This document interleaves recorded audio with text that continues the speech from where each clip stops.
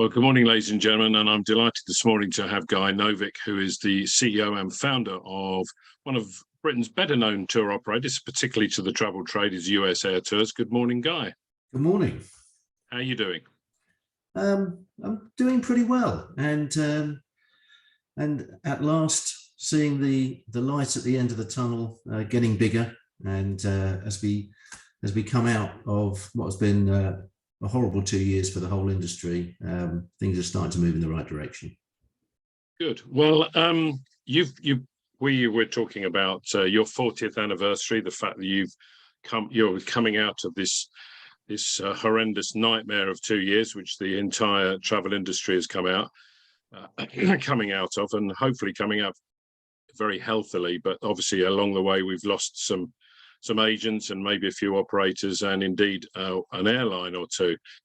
How would you rate your performance as a company during that 2 years, Guy, in terms of dealing with your clients who are agents? Well, I tend to like to put things in numbers because that's always a good way when I talk internally to my team to try and reference things. So I guess if I was to interpret that and boldly give myself a score out of 10 on how well I think we did, on the basis that I think this was a truly unprecedented situation and there was no playbook. None of us could go and buy a How to Deal with Pandemics for Dummies, take it off the shelf, open chapter 4 and work out what to do next. So on the basis that everybody at some stage was making decisions by the flying by the seat of their pants, I would say I'd probably give us a solid 7. 7, that's interesting. So what, obviously we got the press release yesterday and we've spoken to one or two agents. Some off, sort of shrug their shoulders and, but a number of them are really quite upset about the fact that during the pandemic, USAirtours, unlike some other tour operators, perform very badly, and 7 out of 10 would be a more than generous mark. There were things like emails unanswered, phone calls and phones not answered, and agents felt really left in the lurch. And as I'm sure you know, in any relationship, to gain the trust of someone is a long process. To lose it, you can do it in an instant. How do you respond to those types of accusations that we've heard from agents? I think they probably fall into a couple of different categories. The responsiveness, I'll tackle that one first, because again, reluctantly or regretfully, like many organizations, we had to cut overhead quickly. And at the start of the pandemic, we had 83 staff. And at the worst point in the pandemic, we had 32 staff. And of those, a number on furlough. And it was impossible to get the phones answered and get the emails turned around as quickly as agents would like. I think in the circumstances, the staff I had did a magnificent job. And when I read some of the criticism that's out there, it's interesting that it's peppered with comment like, we don't blame the staff, we think they did a great job. So I think it was just a matter of having very few resources to be able to deal with an almost impossible situation. So that was on the resource side. I think on the other side, and that was to do with our flexible booking policy and the terms that went with it. And the reason why I would only score us 7 out of 10 is that in the beginning, I don't think we explained that policy well enough. I think communication from us should have been clearer, should have been better.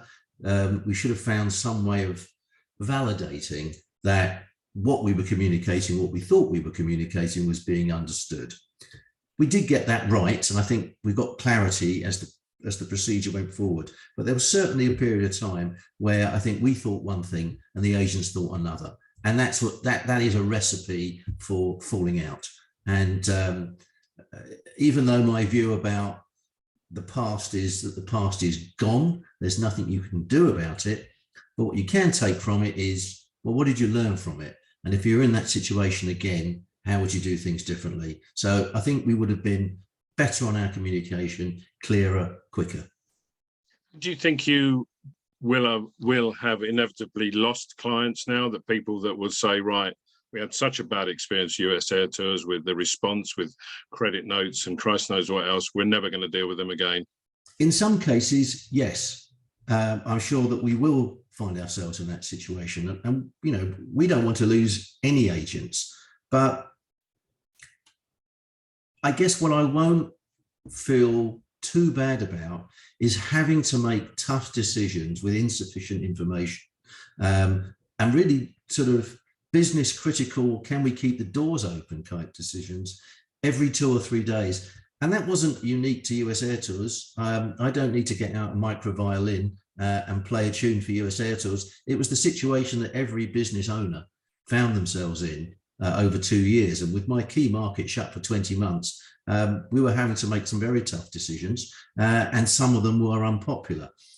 Over time, do I do our best to try and win those agents back? Yes. The fact that so many have continued to support us and enable us to do the same volume of business in March that we did in 2019 is proof in the pudding. So, you know, I understand that we take flack for things that agents didn't like. The praise that we get is demonstrated by how much business that we are continuing to get from agents, and we rely entirely on agents for our business. So we don't, you know, it's an area that I'm passionate about, that we've supported for a long time, and I'm pleased to say that a significant percentage have supported us. We will go chasing the business that we think we've lost to try and win it back. We won't be able to win it all back. Now, when you say chase it, do you have people out on the road knocking on agents' doors, or have you ever had that? Yeah, we have had that. And, you know, I think it's one of those, I think the pandemic is one of those watershed times that we will look back at as a major shift in the way that many organizations have done things. You know, the size of, you know, what happened when the internet arrived, you know, what happened when, you know, pre and post COVID. I think businesses have changed dramatically. We've already seen a number of travel companies giving up their head offices and work entirely virtually. We plan to do the same. The way we communicate with agents has also moved from a lot of physical face-to-face activity to tailored online webinars that we are doing specifically to meet agents' requests, and we're working with some of our suppliers and tourist boards to put together things that are entirely for the agent that meets their needs. Now, to be able to do that physically in the field would be almost impossible. So we used to have a field sales team. Now we don't.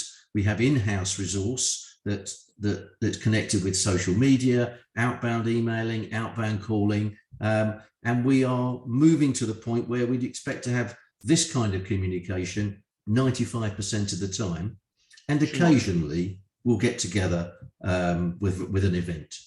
So you don't think, you know, that face-to-face, seeing the colour of someone's eyes, seeing the steam come out of their ears and pressing the flesh, you don't think that would be necessary? I think there is a time and a place for that. But I don't think it is.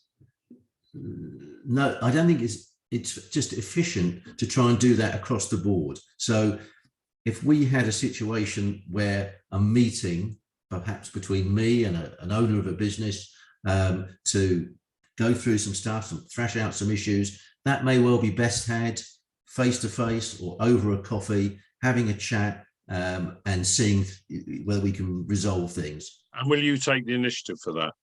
Yes, and we have already. Okay. So. Now, you mentioned in your press release that you're going to be offering various incentives in joint marketing funds. I forget what the term, supporting agents, supporting us. What's the detail of that? How does that function? Is that related to the volume of sales or to a particular destination? What's the okay. So detail? Incentives for us fall into two categories: incentivizing agents on the counter, and then working with the owners to grow business, where we've got access to funds that we're working with suppliers, and when we They don't just, give the money away. We have to make our presentations and proposals. How do we best spend money, for example, to help drive business to a particular destination? And we are just one cog in the wheel. So because we're trade only, our suppliers want our message to be focused on their product. We want to help travel agents sell that product. And therefore we can work with agency owners with some of that funding available so that we can basically keep everybody meets their objectives in that chain. So that's often specific supplier-led type activity. In terms of incentivizing agents, we've run for some time something which we call a cash card. I think we were probably one of the first people to do it, and we've seen a couple of people follow in now, where the agent gets a USAirtours branded prepaid MasterCard, and when they make bookings, depending on what type of bookings they make, we credit their card with cash, we pay their national insurance, and we pay the tax that's associated with it, which used to be a headache for owners, agency owners, but we've taken that away. So that's how the two incentives work, and we'll be increasing the incentives. You won't be amazed to know that we'll probably be using 40 quite a lot in our communication over the next 12 months. And we know that we're probably going to have to work a little harder in some cases to win business back, and we'll be as generous as we can.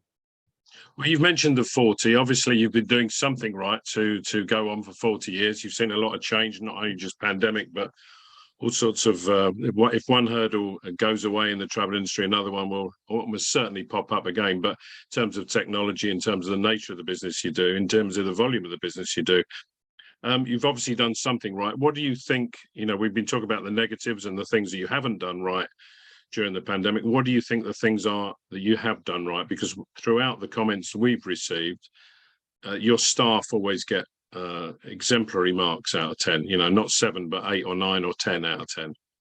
Yeah, and I would absolutely be giving them 10 out of 10. And in terms of only scoring a 7, I accept that, one of the things you have to be responsible for when you lead an organization is you take things on the chin and you take responsible for the decisions you make. So the reason why I would only give us a 7 is entirely down to my own decision making. As for the performance of the staff, I really do think it's been magnificent. And of all the tough decisions that any business owner has to make, certainly from a personal perspective, ever having to look someone in the eye and say that you can't give them a job anymore because things are tough and you have to make people redundant is by far and away the toughest thing I ever have to do. And being able to go back to some of those staff, we've taken half a dozen back on again. We're back up to 49 staff and we're looking to take more on. We're in the service business.